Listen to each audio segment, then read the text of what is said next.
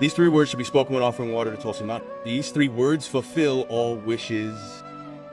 In today's story, we will learn what to say when watering the Tulsi Mata plant.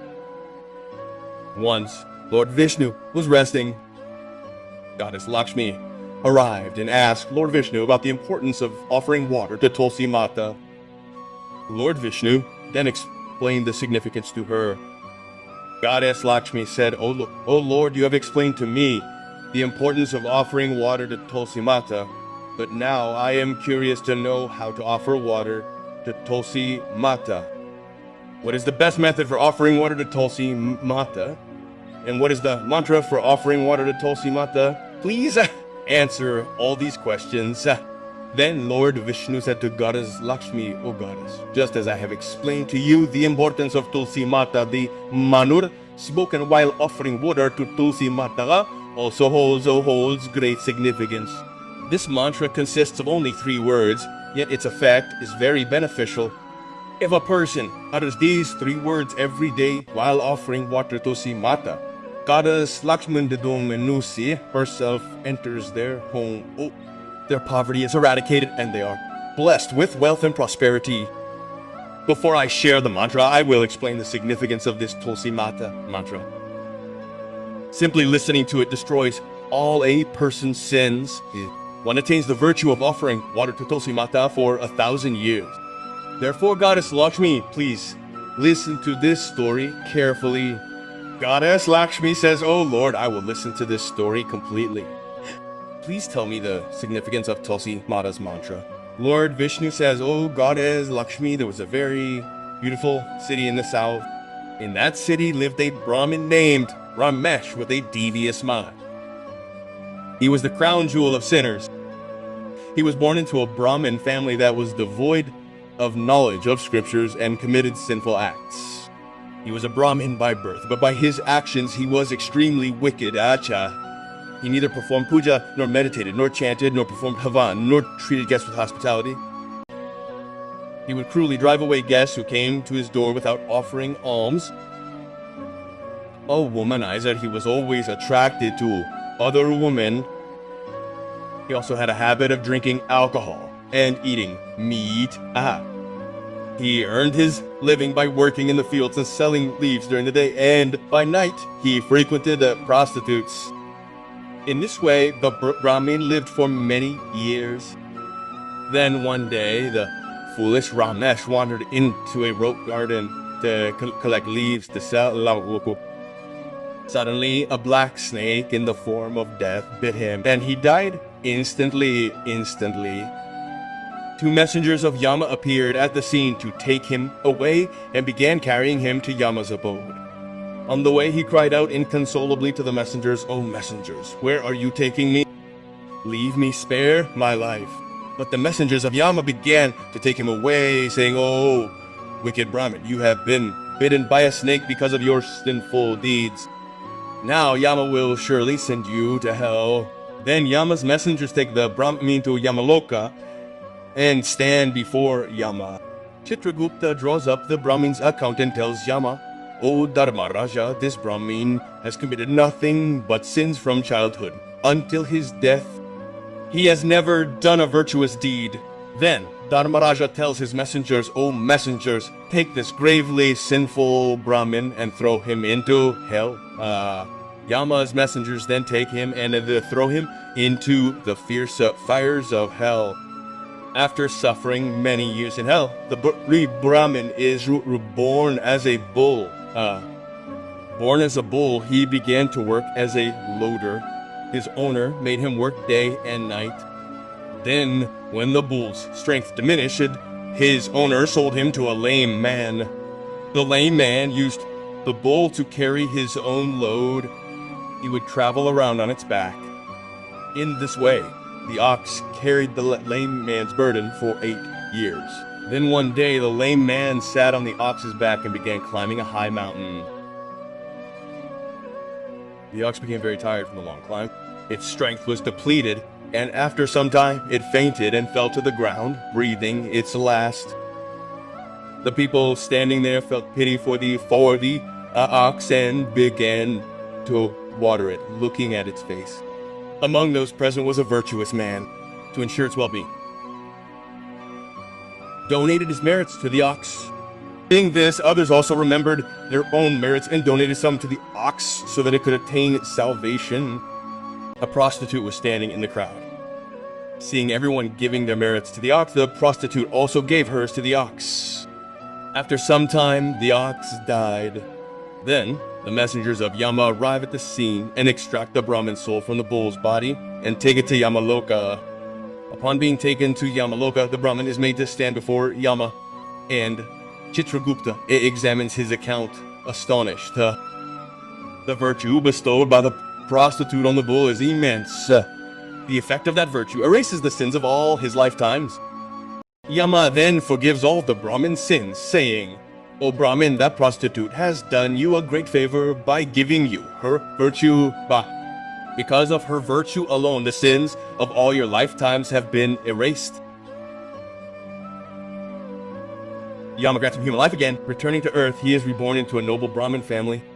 Due to the influence of that great virtue, he begins to remember his past lives. When he grows up, he remembers that in his previous life, when he was a bull, a prostitute had given him his virtue. Therefore, he desires to know about the prostitute and to learn about her great virtue. He goes to her town in Isure Bespin Antare in search of her. The prostitute had grown old. When he finds her, he goes before her, bows repeatedly, and begins to thank her. The prostitute says, "O great Brahmin, who are you and why are you thanking the prostitute in me? What good deed have I done for you that you are saluting me?" The Brahmin replies, "O mother, I am the same bull to whom you gave your virtue. Because of my sinful deeds, I had to become a bull in my previous life. When I was dying on that mountain, you gave me your virtue. It is because of your virtue that I have been reborn as a human being. Because of that virtue, I remember everything from my previous life. But oh mother, I have come here today to find out what virtue you gave me at that time that has destroyed the sins of all my past lives. Oh Mahopaku, I want to know about that virtue." Tabisha said, "O best of Brahmins, I have not performed any virtuous deeds in my life. However, I have a parrot in my house that lives in a cage and constantly speaks, and listening to it has purified my conscience. I donated to you the virtue of the mantra uttered by that parrot." Then the Vaishya and the Brahmin went to the parrot and asked, "Heshu, what mantra do you keep chanting that has saved our lives? Who taught you this mantra, and what does it mean?" The parrot then began to recount the story of his previous life. The parrot said, "Oh, best of Brahmins, in my previous life, I was a Brahmin. I was blinded by the arrogance of my knowledge. I never respected my teachers. I always insulted them. I became so proud of my knowledge that my anger increased and I began to hate everyone. I started treating other people as worthless. I started insulting scholars in public gatherings. Then in time I died and was taken to Yamaloka. Because I had insulted, revered, and respected teachers, I was placed in the parrot clan, and I was reborn as a parrot. Due to my sinful deeds, I was separated from my parents at a young age. Then I sat on a tree branch crying. Some sages were passing by. They heard my pitiful cries and took me to their ashram. There, they kept me in a beautiful cage and took good care of me. They fed me and taught me every day. At that place, the sages, their wives and children, would water the Tulsi plant daily and chant a mantra before it. Hearing that mantra repeatedly from their mouths, I memorized it, and ever since, I have been reciting it. I have learned the mantra, and I have been reciting it day and night. Due to the power of that mantra, I never died, and I reached the age of 100, and I have lived for so many years. Meanwhile, one night, a thief came to that place and stole me from there, and then this prostitute bought me from him. Even after returning to this prostitute's house, I continued to chant that mantra. Hearing it, the prostitute's mind became pure, and she gave up her prostitution and began worshipping Lord Vishnu. By the power of that mantra, all the sins of my past lives were destroyed.